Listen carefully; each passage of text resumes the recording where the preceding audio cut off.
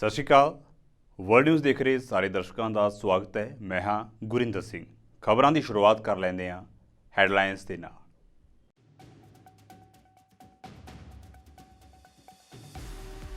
Britain national health service ਨੇ ਛਾਤੀ ਦੇ ਕੈਂਸਰ ਉੱਤੇ ਕਾਬੂ ਪਾਉਣ ਵਾਲੀਆਂ ਦਵਾਈਆਂ ਨੂੰ ਦਿੱਤੀ ਮਨਜ਼ੂਰੀ। ਛਾਤੀ ਦੇ ਕੈਂਸਰ ਦੇ ਇਲਾਜ ਦੇ ਲਈ ਕਈ ਸਾਲਾਂ ਤੋਂ ਵਰਤੀ ਜਾ ਰਹੀ ਹੈ ਐਨਾਸਟ੍ਰੋਜ਼ੋਲ।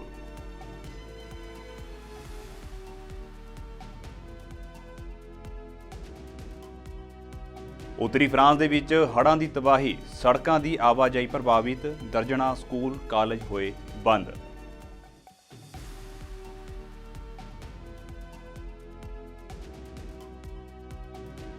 ਪਾਕਿਸਤਾਨ ਦੇ ਵਿੱਚ ਮਹਿੰਗਾਈ ਨੇ ਫਿਰ ਮਚਾਈ ਹਾਹਾਕਾਰ। 20 ਕਿਲੋ ਆਟੇ ਦੀ ਕੀਮਤ ਹੋਈ 2800 ਰੁਪਏ।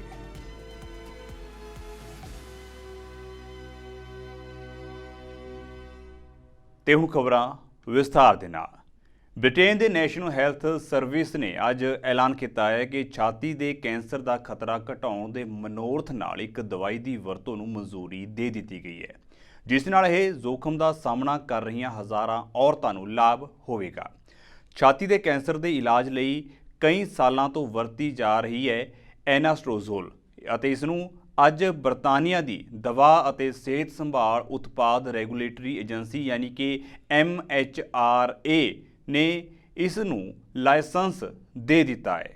ਇਹ ਉਮੀਦ ਕੀਤੀ ਜਾ ਰਹੀ ਹੈ ਕਿ ਇਸ ਦੇ ਨਾਲ ਇੰਗਲੈਂਡ ਦੇ ਵਿੱਚ ਛਾਤੀ ਦੇ ਕੈਂਸਰ ਦੇ ਹਜ਼ਾਰਾਂ ਕੇਸ ਰੋਕਣ ਵਿੱਚ ਮਦਦ ਮਿਲੇਗੀ। ਇਹ ਦਵਾਈ ਪੇਟੈਂਟ ਤੋਂ ਬਾਹਰ ਹੈ। ਇਸ ਦੀਆਂ ਪਰਖਾਂ ਤੋਂ ਪਤਾ ਲੱਗਿਆ ਹੈ ਕਿ ਔਰਤਾਂ ਵਿੱਚ ਰੋਗ ਦਾ ਖਤਰਾ 50% ਘਟ ਜਾਂਦਾ ਹੈ। ਬਰਤਾਨੀਆ ਦੇ ਸਿਹਤ ਮੰਤਰੀ ਵਿਲ ਕੁਇਨਸ ਨੇ ਕਿਹਾ ਹੈ ਕਿ ਛਾਤੀ ਦਾ ਕੈਂਸਰ ਬਰਤਾਨੀਆ ਦੀਆਂ ਔਰਤਾਂ ਦੇ ਵਿੱਚ ਕਾਫੀ ਹੱਦ ਤੱਕ ਪਾਇਆ ਜਾ ਰਿਹਾ ਹੈ। ਇਸ ਕਰਕੇ ਮੈਂ ਖੁਸ਼ ਹਾਂ ਕਿ ਇਸ ਰੋਗ ਨੂੰ ਰੋਕਣ ਦੇ ਵਿੱਚ ਮਦਦ ਲਈ ਇੱਕ ਹੋਰ ਅਸਰਦਾਰ ਦਵਾਈ ਨੂੰ ਮਨਜ਼ੂਰੀ ਮਿਲ ਚੁੱਕੀ ਹੈ। ਉਹਨਾਂ ਕਿਹਾ ਹੈ ਕਿ ਅਸੀਂ ਦੇਖ ਚੁੱਕੇ ਹਾਂ ਕਿ ਔਰਤਾਂ ਵਿੱਚ ਬਿਮਾਰੀ ਦਾ ਪਤਾ ਲੱਗਣ ਉੱਤੇ ਐਨਾਸਟ੍ਰੋਜ਼ੋਲ ਦਾ ਇਲਾਜ ਦੇ ਵਿੱਚ ਹਾਂ ਪੱਖੀ ਪ੍ਰਭਾਵ ਹੋ ਸਕਦਾ ਹੈ ਅਤੇ ਹੁਣ ਅਸੀਂ ਇਸ ਦੀ ਵਰਤੋਂ ਕੁਝ ਔਰਤਾਂ ਵਿੱਚ ਛਾਤੀ ਦੇ ਕੈਂਸਰ ਨੂੰ ਪੈਦਾ ਹੋਣ ਤੋਂ ਰੋਕਣ ਲਈ ਕਰ ਸਕਦੇ ਹਾਂ। ਇਜ਼ਰਾਈਲ ਹਮਾਸ ਸੰਘਰਸ਼ ਦੇ ਵਿਚਕਾਰ ਵੈਸਟਲੇਕ ਕੈਲੀਫੋਰਨੀਆ ਦੇ ਵਿੱਚ ਫਲਸਤੀਨੀ ਸਮਰਥਕਾਂ ਦੇ ਨਾਲ ਝੜਪ ਤੋਂ ਬਾਅਦ ਇੱਕ 69 ਸਾਲਾ ਯਹੂਦੀ ਵਿਅਕਤੀ ਦੀ ਮੌਤ ਹੋ ਗਈ ਹੈ। ਮ੍ਰਿਤਕ ਦੀ ਪਹਿਚਾਣ ਪੌਲ ਕੇਸਲਰ ਵਜੋਂ ਹੋਈ ਹੈ। ਪੋਸਟਮਾਰਟਮ ਤੋਂ ਬਾਅਦ ਉਸ ਦੀ ਮੌਤ ਨੂੰ ਕਤਲ ਕਰਾਰ ਦਿੱਤਾ ਗਿਆ ਹੈ। ਇਸ ਮਾਮਲੇ ਵਿੱਚ ਅਜੇ ਤੱਕ ਕਿਸੇ ਦੀ ਗ੍ਰਿਫਤਾਰੀ ਨਹੀਂ ਹੋਈ ਹੈ। ਪੌਲ ਦੀ ਮੌਤ ਤੋਂ ਬਾਅਦ ਯਹੂਦੀ ਭਾਈਚਾਰੇ ਵਿੱਚ ਰੋਸ ਪਾਇਆ ਜਾ ਰਿਹਾ ਹੈ। I have fears, yes. I feel very vulnerable. I feel extremely vulnerable, and at the same time, I stand for Israel, and I stand for my heart and soul, which is Judaism. I feel that it's trickling into America, and America needs to open their eyes. I mean, let's just remember 9/11. If it's happening in Israel, it could happen anywhere in the world. 9/11 happened. We just need to open our eyes and just get educated. Just get educated and just let people say what they want. We just don't need to get aggressive and violent. No arrests have been made related to this incident, and the suspect has not been identified publicly. Investigators have not ruled out the possibility of a hate crime, and this is being investigated as a homicide. These witnesses providing conflicting statements about what the altercation and who the aggressor was. Some of the witnesses were pro-Palestine, while others were pro-Israel. During the investigation at the scene, deputies determined that the altercation with Mr. Kessler, he fell backward and struck his head on the ground. What exactly transpired prior to Mr. Kessler falling backward isn't crystal clear right now. ਉੱਤਰੀ France ਦੇ ਦਰਜਨਾਂ ਕਸਬਿਆਂ ਦੇ ਵਿੱਚ ਹੜ੍ਹਾਂ ਨੇ ਤਬਾਹੀ ਮਚਾਈ ਹੋਈ ਹੈ, ਜਿਸ ਨਾਲ ਸੜਕਾਂ ਉੱਤੇ ਆਵਾਜਾਈ ਪੂਰੀ ਤਰ੍ਹਾਂ ਪ੍ਰਭਾਵਿਤ ਹੈ ਅਤੇ ਦਰਜਨਾਂ ਸਕੂਲ ਬੰਦ ਹਨ। ਰਾਤ ਭਰ ਭਾਰੀ ਮੀਂਹ ਤੋਂ ਬਾਅਦ ਉੱਤਰੀ ਪਾਸ ਡੇ ਕੈਲਿਸ ਵਿਭਾਗ ਦੇ ਵਿੱਚ ਹੜ੍ਹਾਂ ਲਈ ਰੈੱਡ ਅਲਰਟ ਉੱਤੇ ਰੱਖਿਆ ਗਿਆ ਸੀ। ਗ੍ਰਹਿ ਮੰਤਰੀ ਗੇਰਾਲਡ ਡਾਰਮੈਨਿਨ ਨੇ ਕਿਹਾ ਹੈ ਕਿ 7 ਲੋਕ ਜ਼ਖਮੀ ਹੋਏ ਨੇ। ਉਹਨਾਂ ਕਿਹਾ ਹੈ ਕਿ ਇਲਾਕੇ ਦੇ ਵਿੱਚ 1500 ਤੋਂ ਵੱਧ ਫਾਇਰ ਫਾਈਟਰਸ ਤਾਇਨਾਤ ਕੀਤੇ ਗਏ ਨੇ। ਤੂਫਾਨ ਸਿਰਾਨ ਦੇ ਨਾਲ 60 ਨਗਰ ਪਾਲਿਕਾਵਾਂ ਵੀ ਪੂਰੀ ਤਰ੍ਹਾਂ ਪ੍ਰਭਾਵਿਤ ਹੋਈਆਂ ਨੇ। ਫਰਾਂਸ ਦੇ ਦੂਰ ਸੰਚਾਰ ਮੰਤਰੀ ਜੀਨ ਨੋਏਲ ਬੈਰੋਟ ਨੇ ਕਿਹਾ ਹੈ ਕਿ ਤੂਫਾਨ ਨੇ ਫਰਾਂਸ ਦੇ ਵਿੱਚ ਮੋਬਾਈਲ ਸੰਚਾਰ ਨੈਟਵਰਕ ਨੂੰ ਵੀ ਬੁਰੀ ਤਰ੍ਹਾਂ ਵਿਗਾੜ ਦਿੱਤਾ ਹੈ। ਸੈਂਕੜੇ ਸਿਗਨਲ ਟਾਵਰਾਂ ਅਤੇ ਘੱਟੋ ਘੱਟ 10 ਲੱਖ ਮੋਬਾਈਲ ਗ੍ਰਾਹਕਾਂ ਨੂੰ ਪ੍ਰਭਾਵਿਤ ਕੀਤਾ ਹੈ। ਤੇਜ਼ ਤੂਫਾਨ ਨੇ ਬਹੁਤ ਸਾਰੇ ਬੁਨਿਆਦੀ ਢਾਂਚੇ ਨੂੰ ਨੁਕਸਾਨ ਪਹੁੰਚਾਇਆ ਹੈ, ਜਿਸ ਕਾਰਨ ਬ੍ਰਿਟਨੀ ਅਤੇ ਨਾਰਮੈਂਡੀ ਦੇ ਖੇਤਰਾਂ ਸਮੇਤ ਹਜ਼ਾਰਾਂ ਘਰਾਂ ਦੇ ਵਿੱਚ ਬਲੈਕਆਊਟ ਹੋ ਚੁੱਕਿਆ ਹੈ। ਫਰਾਂਸ ਦੀ ਰਾਸ਼ਟਰੀ ਰੇਲਵੇ ਕੰਪਨੀ SNCF ਨੇ ਕਿਹਾ ਹੈ ਕਿ ਦਰਖਤ ਡਿੱਗਣ ਅਤੇ ਰੇਲ ਪਟੜੀਆਂ ਨੂੰ ਰੋਕਣ ਦੀਆਂ ਕਈ ਘਟਨਾਵਾਂ ਵਾਪਰੀਆਂ ਨੇ। ਜ਼ਿਕਰਯੋਗ ਹੈ ਕਿ ਫਰਾਂਸ ਦੇ ਵਿੱਚ ਪਿਛਲੇ ਹਫ਼ਤੇ ਬੁੱਧਵਾਰ ਸ਼ਾਮ ਨੂੰ ਤੂਫਾਨ ਸੀਰੀਆਨ ਸ਼ੁਰੂ ਹੋਇਆ ਸੀ, ਜਿਸ ਨੇ ਕਾਫੀ ਤਬਾਹੀ ਮਚਾਈ। ਧੋਖਾਧੜੀ ਮਾਮਲੇ ਦੇ ਵਿੱਚ ਅਮਰੀਕਾ ਦੇ ਸਾਬਕਾ ਰਾਸ਼ਟਰਪਤੀ ਡੋਨਾਲਡ ਟਰੰਪ ਗਵਾਹੀ ਦੇਣ ਲਈ ਨਿਊਯਾਰਕ ਅਦਾਲਤ ਵਿੱਚ ਪੇਸ਼ ਹੋਏ। ਇਸ ਦੌਰਾਨ ਕੋਰਟ ਦੇ ਵਿੱਚ ਟਰੰਪ ਦੀ ਜੱਜ ਦੇ ਨਾਲ ਝੜਪ ਹੋ ਗਈ। ਗਵਾਹੀ ਦੇਣ ਕੋਰਟ ਵਿੱਚ ਜਦੋਂ ਟਰੰਪ ਆਏ ਤਾਂ ਉਹਨਾਂ ਦੇ ਬਿਆਨ ਤੋਂ ਬਾਅਦ ਜੱਜ ਨੇ ਉਹਨਾਂ ਨੂੰ ਝਿੜਕਦੇ ਹੋਏ ਕਿਹਾ ਹੈ ਕਿ ਇਹ ਕੋਰਟ ਰੂਮ ਹੈ, ਕੋਈ ਸਿਆਸੀ ਰੈਲੀ ਨਹੀਂ, ਤੁਸੀਂ ਸਵਾਲ ਦੇ ਜਵਾਬ ਉੱਤੇ ਆਪਣਾ ਧਿਆਨ ਕੇਂਦਰਿਤ ਕਰੋ। ਇਸ ਤੋਂ ਬਾਅਦ ਟਰੰਪ ਜੱਜ ਨਾਲ ਹੀ ਉਲਝ ਪਏ ਅਤੇ ਉਹਨਾਂ ਉੱਤੇ ਪੱਖਪਾਤ ਕਰਨ ਦਾ ਦੋਸ਼ ਲਾਇਆ। Because I want to be here. This is a scam, and this is a case that should have never been brought, and it's a case that now should be dismissed. Everybody saw what happened today. Everybody saw what happened with their star witness, who admitted that I never told him what he originally said. I did. He admitted that he lied, and he has absolutely no credibility whatsoever. That's their only witness. That's their only witness. He rambled. He hurled insults, but we expected that. At the end of the day, the documentary evidence demonstrated that, in fact, he falsely inflated his assets to basically enrich himself and his family. He continued to persistently engage in fraud. The numbers don't lie. And Mr. Trump obviously can engage in all of these distractions, and that is exactly what he did, what he committed on the stand today, engaging in distractions and engaging in name calling. But I will not be bullied. I will not be harassed. This case will go on. We look forward to hearing the testimony of Ivanka Trump on Wednesday, and then we. In 33 years, I have never had a witness testify better. An absolutely brilliant performance by President Trump. He's not backing down. He's told everyone the facts. Now that the American people know what's going on, maybe something will change. Thank you. Have a good.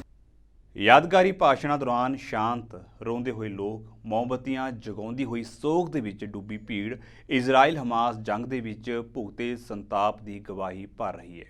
ਦੋਵਾਂ ਧਿਰਾਂ ਵਿੱਚ ਜੰਗ ਨੂੰ 1 ਮਹੀਨਾ ਪੂਰਾ ਹੋ ਚੁੱਕਿਆ ਹੈ। ਇਨ੍ਹਾਂ ਹਮਲਿਆਂ ਦੇ ਵਿੱਚ ਜ਼ਿਆਦਾਤਰ ਆਮ ਨਾਗਰਿਕ ਮਾਰੇ ਗਏ ਨੇ, ਕਈ ਬੱਚੇ ਅਨਾਥ ਹੋਏ ਨੇ, ਕਈ ਮਾਂ-ਬਾਪ ਬੱਚਿਆਂ ਤੋਂ ਸਖਣੇ ਨੇ। ਇਸ ਯੁੱਧ ਨੇ ਆਮ ਲੋਕਾਂ ਨੂੰ ਬਹੁਤ ਦਰਦ ਦਿੱਤੇ ਨੇ। 1948 ਦੇ ਵਿੱਚ ਇਜ਼ਰਾਈਲ ਦੀ ਸਥਾਪਨਾ ਤੋਂ ਬਾਅਦ ਇਹ ਸਭ ਤੋਂ ਭਿਆਨਕ ਹਾਲਾਤ ਨੇ, ਜਿਸ ਦੇ ਲਈ ਯਰੂਸ਼ਲਮ ਦੀ ਹੀਬਰੂ ਯੂਨੀਵਰਸਿਟੀ ਵਿੱਚ ਲਗਭਗ 1000 ਲੋਕਾਂ ਨੇ 1 ਮਿੰਟ ਦਾ ਮੌਨ ਰੱਖਿਆ। ਦਰਜਨਾਂ ਲੋਕ ਯੂਨੀਵਰਸਿਟੀ ਵਿੱਚ ਇੱਕ ਯਾਦਗਾਰ ਵਿੱਚ ਸ਼ਾਮਲ ਹੋਏ, ਜਿੱਥੇ 1000 ਲੋਕਾਂ ਨੇ ਜੰਗ ਦੀ ਬਲੀ ਚੜ੍ਹੇ ਹਜ਼ਾਰਾਂ ਲੋਕਾਂ ਦੀ ਯਾਦ ਵਿੱਚ ਮੋਮਬੱਤੀਆਂ ਜਗਾਈਆਂ। ਇਸ ਦੌਰਾਨ ਹਰ ਅੱਖ ਨਮ ਸੀ ਅਤੇ ਜੰਗ ਦੇ ਜ਼ਖਮਾਂ ਦੀ ਪੀੜ ਉਹਨਾਂ ਦੇ ਦਿਲਾਂ ਨੂੰ ਛਲਣੀ ਕਰ ਰਹੀ ਸੀ। The kidnapping, the hostages. We have 241 hostages held in Gaza by the Hamas. It's intolerable. It's something that one could really, we cannot stand it. I cannot think about the families. They have no clue. They know nothing about their family members. Some of them, as I mentioned, are kids, babies. Back home, the government of Israel, the state of Israel betrayed my parents, betrayed our communities, and betraying those 240 hostages and their family again and again and again, with every passing minute that they are not back home safe with their families. And we were still hoping that they would not come to our safe room's door, but they did. And they tried and tried and tried to open, and they were getting angry and shouting and banging and, so trying really violently, but they couldn't open it. At that time, we really thought they will open it. So we were laid down under the table, dark. We just held each other's hands and said goodbye words to each other. My daughter was saying to me how much she loves me and she appreciates all I've done for her, and I told her how much I love her, and so thankful for all the years we've been together, and just say good, beautiful goodbye words when they were trying and screaming and shouting and banging the door. ਕੀਨੀਆ ਅਤੇ Somalia ਦੇ ਵਿੱਚ ਭਾਰੀ ਮੀਂਹ ਅਤੇ ਅਚਾਨਕ ਆਏ ਹੜ੍ਹ ਕਾਰਨ ਘੱਟੋ-ਘੱਟ 40 ਲੋਕਾਂ ਦੀ ਮੌਤ ਹੋ ਗਈ ਹੈ ਅਤੇ 10,000 ਤੋਂ ਵੱਧ ਲੋਕ ਬੇਘਰ ਹੋਏ ਨੇ। ਰਾਹਤ ਅਤੇ ਬਚਾਅ ਏਜੰਸੀਆਂ ਨੇ ਕਿਹਾ ਹੈ ਕਿ ਸੋਮਾਲੀਆ ਦੀ ਸੰਘੀ ਸਰਕਾਰ ਨੇ ਵਿਗੜੇ ਮੌਸਮ ਕਾਰਨ ਹੋਈ ਤਬਾਹੀ ਤੋਂ ਬਾਅਦ ਰਾਸ਼ਟਰੀ ਐਮਰਜੈਂਸੀ ਦਾ ਐਲਾਨ ਕੀਤਾ ਹੈ। ਸੋਮਾਲੀਆ ਦੇ ਵਿੱਚ ਇਸ ਤਬਾਹੀ ਕਾਰਨ ਘੱਟੋ-ਘੱਟ 25 ਲੋਕਾਂ ਦੀ ਮੌਤ ਹੋਈ ਹੈ ਅਤੇ ਵੱਡੀ ਗਿਣਤੀ ਵਿੱਚ ਘਰ, ਸੜਕਾਂ ਅਤੇ ਪੁਲ ਤਬਾਹ ਹੋਏ ਨੇ। ਕੀਨੀਆ ਦੇ ਵਿੱਚ ਸੋਮਾਲੀਆ ਦੇ ਜੁਬਾਲੈਂਡ ਰਾਜ ਦੇ ਲੁਕ ਜ਼ਿਲ੍ਹੇ ਵਿੱਚ ਹੜ੍ਹ ਦੇ ਪਾਣੀ ਵਿੱਚ ਫਸੇ ਲਗਭਗ 2400 ਲੋਕਾਂ ਤੱਕ ਪਹੁੰਚਣ ਦੀ ਕੋਸ਼ਿਸ਼ ਕੀਤੀ ਜਾ ਰਹੀ ਹੈ। ਸੰਯੁਕਤ ਰਾਸ਼ਟਰ ਦੇ ਮਨੁੱਖੀ ਮਾਮਲਿਆਂ ਦੇ ਤਾਲਮੇਲ ਦੇ ਲਈ ਦਫ਼ਤਰ ਨੇ ਜ਼ੁਬਾ ਅਤੇ ਸ਼ਬੇਲੇ ਨਦੀਆਂ ਦੇ ਨਾਲ ਰਹਿਣ ਵਾਲੇ ਲੋਕਾਂ ਨੂੰ ਹੜ੍ਹ ਦੀ ਚੇਤਾਵਨੀ ਜਾਰੀ ਕੀਤੀ ਅਤੇ ਸਾਰੇ ਲੋਕਾਂ ਨੂੰ ਖੇਤਰ ਖਾਲੀ ਕਰਨ ਦਾ ਆਦੇਸ਼ ਦਿੱਤਾ। ਏਜੰਸੀ ਦੇ ਮੈਨੇਜਿੰਗ ਡਾਇਰੈਕਟਰ ਹਸਨ ਇਸੇ ਨੇ ਐਸੋਸੀਏਟਡ ਪ੍ਰੈਸ ਨੂੰ ਦੱਸਿਆ ਹੈ ਕਿ ਸੋਮਾਲੀਆ ਡਿਜ਼ਾਸਟਰ ਮੈਨੇਜਮੈਂਟ ਏਜੰਸੀ ਸੰਕਟ ਨਾਲ ਨਜਿੱਠਣ ਦੇ ਲਈ ਸੁਚਾਰੂ ਢੰਗ ਨਾਲ ਕੰਮ ਕਰ ਰਹੀ ਹੈ ਅਤੇ ਲੋਕਾਂ ਨੂੰ ਕੱਢਣ ਵਿੱਚ ਮਦਦ ਦੇ ਲਈ ਡੋਲੋ ਲਈ ਇੱਕ ਜਹਾਜ਼ ਰਵਾਨਾ ਕਰਨ, ਕਿਸਮਾਇਓ ਤੋਂ ਲੁਕ ਤੱਕ 2 ਕਿਸ਼ਤੀਆਂ ਭੇਜਣ ਅਤੇ ਬਾਰਤੀਰੇ ਤੱਕ 1 ਕਿਸ਼ਤੀ ਭੇਜਣ ਦੀ ਯੋਜਨਾ ਬਣਾਈ ਗਈ ਹੈ। ਹਸਨ ਨੇ ਦੱਸਿਆ ਹੈ ਕਿ ਅਗਲੇ ਕੁਝ ਦਿਨਾਂ ਤੱਕ ਮੌਜੂਦਾ ਹੜ੍ਹ ਦੀ ਸਥਿਤੀ ਹੋਰ ਵਿਗੜਨ ਦਾ ਵੀ ਖਦਸ਼ਾ ਹੈ ਕਿਉਂਕਿ ਉਚਾਈ ਉੱਤੇ ਸਥਿਤ ਇਥੋਪਾਈ ਹਾਈਲੈਂਡਸ ਤੋਂ ਜ਼ਿਆਦਾ ਪਾਣੀ ਹੇਠਾਂ ਵੱਲ ਜਾ ਸਕਦਾ ਹੈ। ਸੋਮਾਲੀਆ ਦੇ ਵਿੱਚ ਲਗਾਤਾਰ 4 ਸਾਲਾਂ ਤੋਂ ਸੋਕੇ ਤੋਂ ਬਾਅਦ ਹੁਣ ਲਗਾਤਾਰ ਪੈ ਰਹੇ ਮੀਂਹ ਨੇ ਦੇਸ਼ ਦੇ ਹਾਲਾਤ ਖਰਾਬ ਕਰ ਦਿੱਤੇ ਨੇ। ਗੁਆਂਢੀ ਦੇਸ਼ ਕੀਨੀਆ ਦੇ ਵਿੱਚ ਕੀਨੀਆ ਰੈੱਡ ਕਰਾਸ ਨੇ ਕਿਹਾ ਹੈ ਕਿ ਸ਼ੁਰੂ ਹੋਈ ਇਸ ਭਾਰੀ ਬਾਰਿਸ਼ ਕਾਰਨ ਹੁਣ ਤੱਕ 15 ਲੋਕਾਂ ਦੀ ਮੌਤ ਹੋਈ ਹੈ। ਰੈੱਡ ਕਰਾਸ ਦੇ ਮੁਤਾਬਕ ਕੀਨੀਆ ਦਾ ਬੰਦਰਗਾਹ ਸ਼ਹਿਰ ਮੋਮਬਾਸਾ, ਉੱਤਰ ਪੂਰਬੀ ਸ਼ਹਿਰ ਮੰਡੇਰਾ ਅਤੇ ਵਜ਼ੀਰ ਭਾਰੀ ਬਾਰਿਸ਼ ਕਾਰਨ ਸਭ ਤੋਂ ਵੱਧ ਪ੍ਰਭਾਵਿਤ ਸ਼ਹਿਰ ਹਨ। ਕੀਨੀਆ ਰੈੱਡ ਕਰਾਸ ਨੇ ਕਿਹਾ ਹੈ ਕਿ ਐਤਵਾਰ ਨੂੰ ਆਏ ਹੜ੍ਹਾਂ ਨੇ 241 ਏਕੜ ਖੇਤੀਬਾੜੀ ਜ਼ਮੀਨ ਤਬਾਹ ਕਰ ਦਿੱਤੀ ਹੈ ਅਤੇ 1067 ਜਾਨਵਰ ਮਾਰੇ ਗਏ ਨੇ। ਕੀਨੀਆ ਦੇ ਮੌਸਮ ਵਿਭਾਗ ਨੇ ਸਤੰਬਰ ਦੇ ਵਿੱਚ ਚੇਤਾਵਨੀ ਦਿੱਤੀ ਸੀ ਕਿ ਬਾਰਿਸ਼ ਜੋ ਆਮ ਤੌਰ ਉੱਤੇ ਅਕਤੂਬਰ ਅਤੇ ਦਸੰਬਰ ਦੇ ਵਿਚਕਾਰ ਕੁਝ ਦਿਨ ਰਹਿੰਦੀ ਹੈ, ਇਸ ਵਾਰ ਪਹਿਲਾਂ ਨਾਲੋਂ ਬਹੁਤ ਜ਼ਿਆਦਾ ਭਾਰੀ ਹੋਵੇਗੀ। ਬ੍ਰਿਟੇਨ ਦੀ ਸਰਕਾਰ ਨੇ ਕ੍ਰਾਈਮ ਦੇ ਨਾਲ ਨਜਿੱਠਣ, ਆਰਥਿਕ ਵਿਕਾਸ ਨੂੰ ਹੁਲਾਰਾ ਦੇਣ ਅਤੇ ਜਲਵਾਯੂ ਬੋਝ ਨੂੰ ਘਟਾਉਣ ਦੇ ਲਈ ਆਪਣੀਆਂ ਯੋਜਨਾਵਾਂ ਤੈਅ ਕੀਤੀਆਂ। ਕਿੰਗ ਚਾਰਲਸ ਨੇ ਪਾਰਲੀਮੈਂਟ ਦੇ ਵਿੱਚ ਚੋਣਾਂ ਤੋਂ ਪਹਿਲਾਂ ਸਿਆਸੀ ਏਜੰਡੇ ਉੱਤੇ ਭਾਸ਼ਣ ਦਿੱਤਾ। ਇਹ ਪਹਿਲੀ ਵਾਰ ਸੀ ਜਦੋਂ ਚਾਰਲਸ ਨੇ ਕਿੰਗ ਦੇ ਤੌਰ ਉੱਤੇ ਭਾਸ਼ਣ ਦਿੱਤਾ। 1951 ਤੋਂ ਬਾਅਦ ਸੰਸਦ ਵਿੱਚ ਰਾਜੇ ਦਾ ਇਹ ਪਹਿਲਾ ਭਾਸ਼ਣ ਸੀ। The impact of COVID and the war in Ukraine have created significant long-term challenges for the United Kingdom. That is why my government's priority is to make the difficult but necessary long-term decisions to change this country for the better.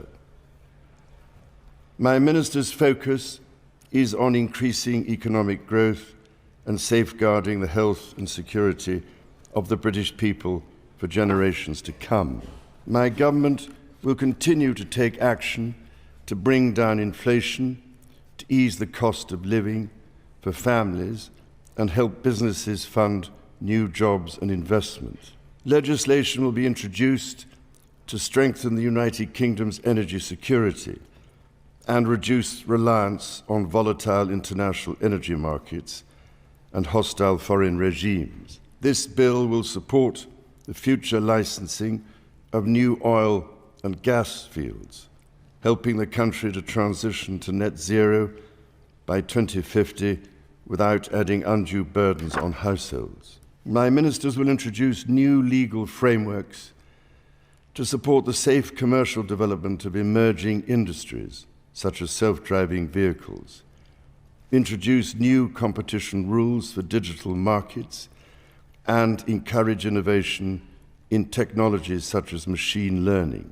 My government will introduce legislation to create a smoke-free generation by restricting the sale of tobacco so that children currently aged 14 or younger can never be sold cigarettes, and restricting the sale and marketing of e-cigarettes to children. My ministers will put the security of communities and the nation ahead of the rights of those who endanger it. By taking these long-term decisions, Bharat ਵਿੱਚ Jordan ਦੇ ਰਾਜਦੂਤ ਮੁਹੰਮਦ ਸਲਾਮ ਜਮੀਲ ਅਲ-ਕਾਇਦ ਨੇ Israel Hamas ਦੇ ਵਿੱਚ ਚੱਲ ਰਹੇ ਯੁੱਧ ਦੌਰਾਨ ਜੰਗਬੰਦੀ ਦੀ ਮੰਗ ਕੀਤੀ।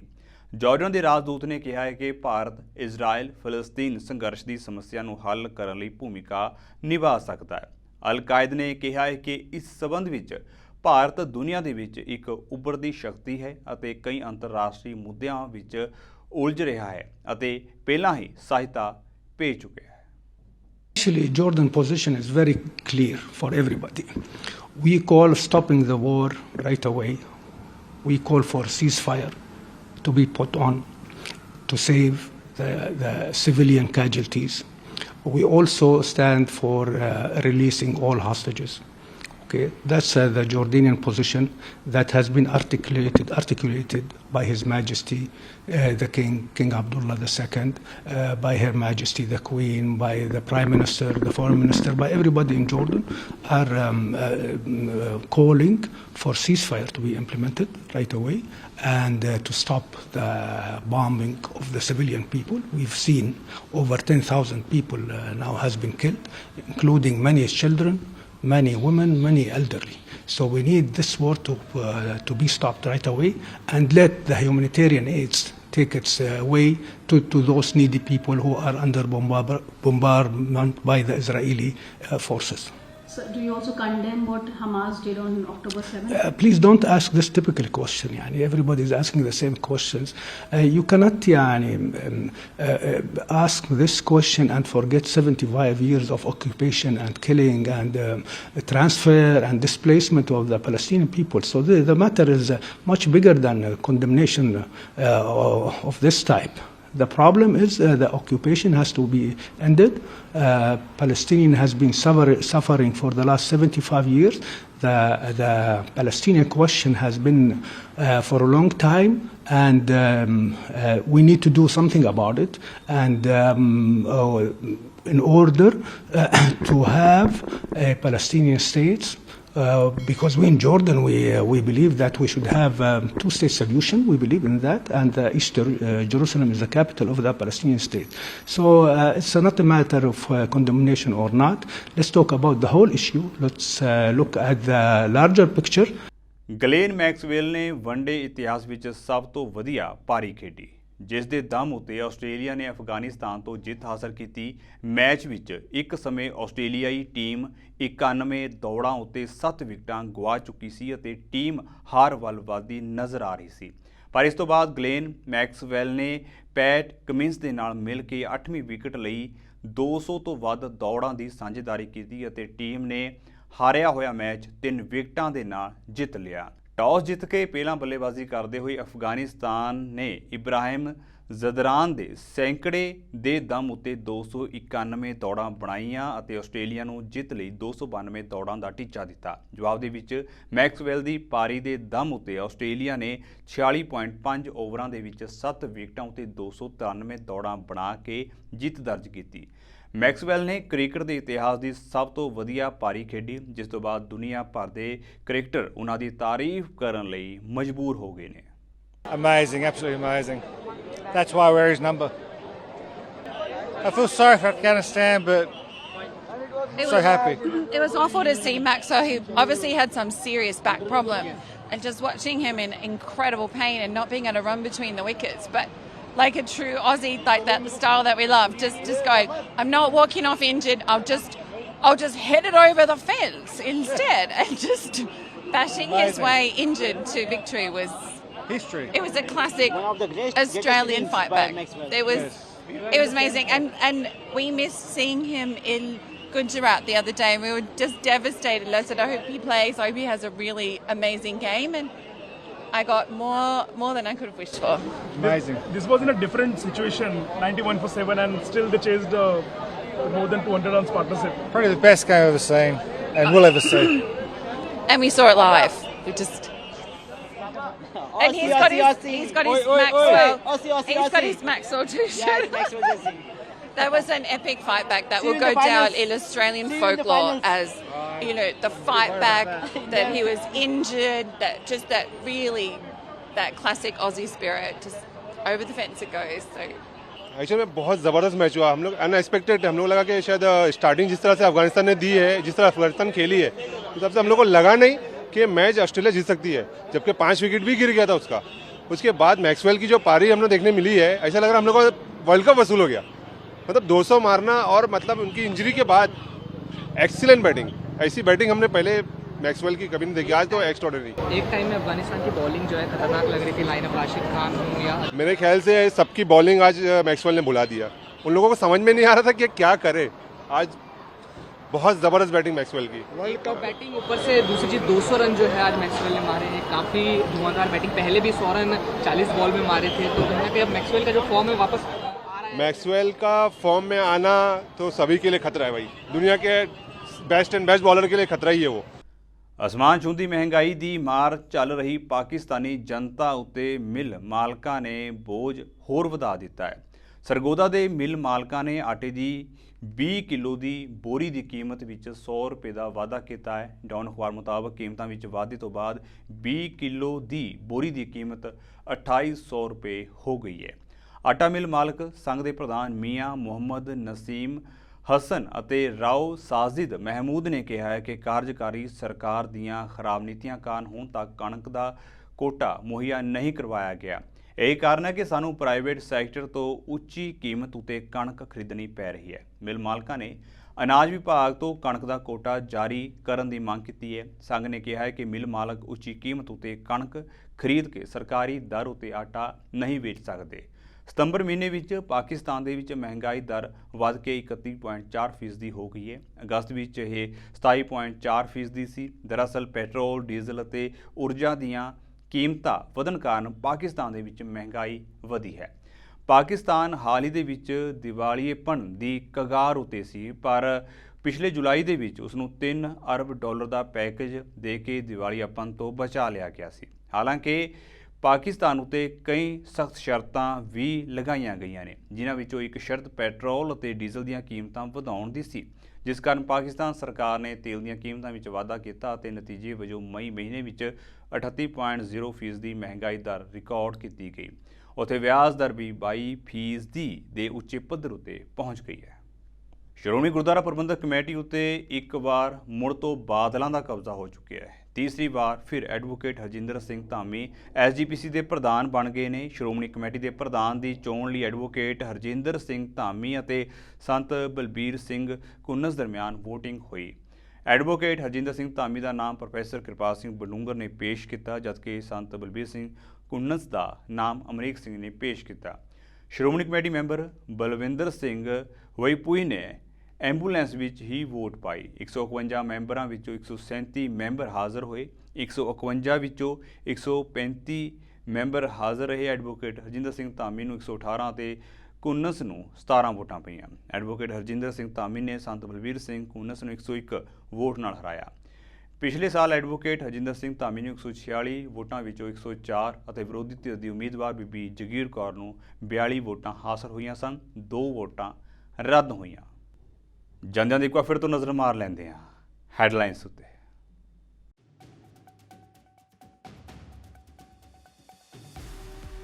ਬ੍ਰਿਟੇਨ ਨੈਸ਼ਨਲ ਹੈਲਥ ਸਰਵਿਸ ਨੇ ਛਾਤੀ ਦੇ ਕੈਂਸਰ ਉੱਤੇ ਕਾਬੂ ਪਾਉਣ ਵਾਲੀਆਂ ਦਵਾਈਆਂ ਨੂੰ ਦਿੱਤੀ ਮਨਜ਼ੂਰੀ। ਛਾਤੀ ਦੇ ਕੈਂਸਰ ਦੇ ਇਲਾਜ ਦੇ ਲਈ ਕਈ ਸਾਲਾਂ ਤੋਂ ਵਰਤੀ ਜਾ ਰਹੀ ਹੈ ਐਨਾਸਟ੍ਰੋਜ਼ੋਲ।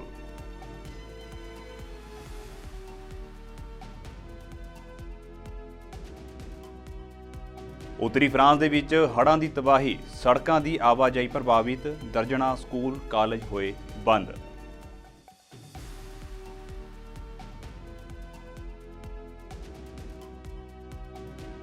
ਪਾਕਿਸਤਾਨ ਦੇ ਵਿੱਚ ਮਹਿੰਗਾਈ ਨੇ ਫਿਰ ਮਚਾਈ ਹਾਹਾਕਾਰ। 20 ਕਿਲੋ ਆਟੇ ਦੀ ਕੀਮਤ ਹੋਈ 2800 ਰੁਪਏ।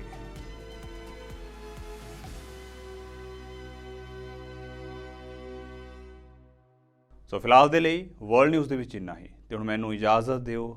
ਧੰਨਵਾਦ।